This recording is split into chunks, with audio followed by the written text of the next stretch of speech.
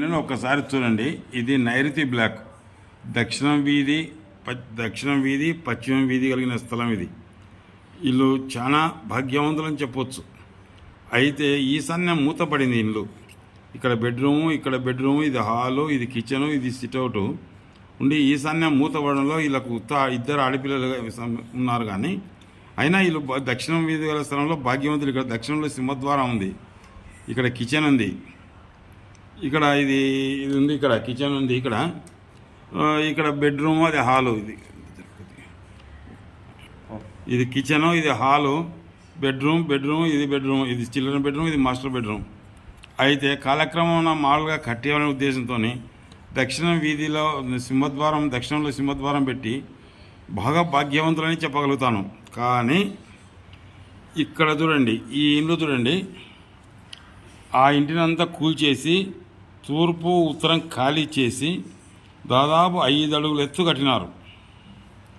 5 ఎత్తులు కట్టి ఈ అరుగులు అనేటివి పాతవి ఇక్కడికే ఉండే. ఈ నుంచి ముందుకు జరిగినారు వీధిలోకి. జరిగినప్పుడు తూర్పు ఆగ్నేయ వీధి పోటు ఇది ఇచ్చింది, ఇక్కడ ఈ ఆగ్నేయ వీధి పోటు, ఇది నైరుతి వీధి పోటు ఇచ్చింది. ఇట్లా ఇది పశ్చిమంలో, ఇది ఉత్తరం అంటే ఉత్తర వాయు వీధి పోటు ఇక్కడ ఇచ్చింది. ఇక్కడ పశ్చిమంలో పశ్చిమ వాయు వీధి పోటు ఇచ్చింది. ఇక్కడ తూర్పు ఆగ్నేయ వీధి పోటు ఇచ్చింది. ఇంకొకటి ఇక్కడ దక్షిణంలో సింహద్వారం పెట్టి దానికి నల్లగా దక్షిణము తూర్పుకు పెట్టినారు. అంటే దిగడం తూర్పు ఆగ్నేయానికి దిగినారు ఇల్లు. ఇక్కడైతే దక్షిణం ఆగ్నేయంలో ఖాళీ పెట్టినారు. ఇక్కడ అంతా పెట్టిన తర్వాత ఈ తూర్పు ఆగ్నేయంలో డోర్ పెట్టినారు.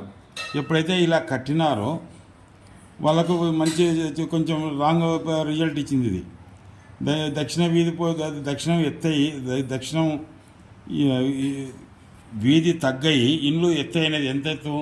దాదాపు 5 అడుగులు ఎత్తైనది. ఇలా పశ్చిమం తగ్గయి ఇండ్లు ఎత్తైనది. అంటే ఈశాన్యం మాత్రమే ఎత్తైంది. వాస్తు అభిమానాల ఈ ఇల్లు చూడండి, పశ్చిమం వీధులు కలిగిన స్థలం.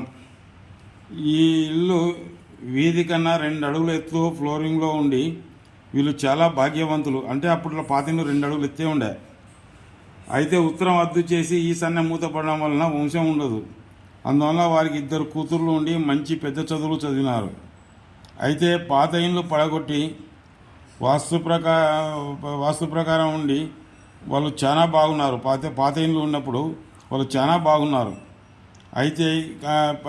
అయితే పాత ఇండ్లు పడగొట్టి కింది విధంగా కట్టిన తర్వాత చాలా ఇబ్బంది జరిగింది. ఎప్పుడైతే ఈ ఇండ్లు ఉన్నప్పుడు వాళ్ళు చాలా బాగున్నారు, భాగ్యవంతులు అని చెప్పొచ్చు. పిల్లలు కూడా మంచి చదువులు చదివినారు. అయితే ఈ ఇండ్లు కట్టిన తర్వాత చాలా ఇబ్బంది పడినారు. ఫ్రెండ్స్, 2వ పటంలో ఇండ్లు చూడండి. దక్షిణం రోడ్డు కన్నా 6 అడుగుల ఎత్తు పెంచినారు. పశ్చిమ వీధి కన్నా 6 అడుగుల ఎత్తు పెంచినారు. దక్షిణం అరుగులు వీధి వరుస దాటి ముందుకు వచ్చినాయి. అప్పుడు తూర్పు ఆగ్నేయ వీధి పోటు చవి కలిగింది. నైరుతిలో పశ్చిమ నైరుతి వీధి పోటు ఇచ్చింది. పశ్చిమంలో ఉత్తర వాయు వీధి పోటు ఇచ్చింది. యజమానురాలు ఇంట్లో చేరకముందే కింద పడి కాలు ఫ్రాక్చర్ అయినది. యజమానికి యాక్సిడెంట్ అయినది. ఆయన కూతురుకు కూడా యాక్సిడెంట్ అయినది, కాలు ఫ్రాక్చర్ అయినది. యజమానికి వెన్నెముక దగ్గర దెబ్బ తగిలి నడవలేని పరిస్థితిలో ఉన్నారు. ఈ నైరుతి వీధిపోటు చాలా చెడ్డది.